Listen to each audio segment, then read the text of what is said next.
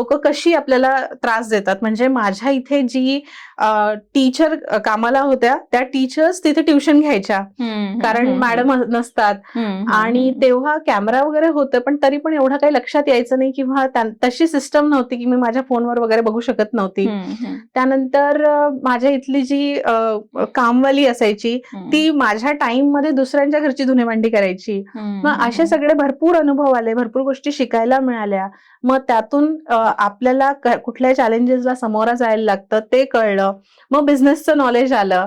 आता जेव्हा माझं ते प्रीस्कूल होतं तेव्हा काय झालं की ज्या शिक्षिका कोर्स करून सुद्धा आलेल्या आहेत त्यांना सुद्धा ते जे स्किल्स पाहिजे आहे ते नॉलेज नव्हतं.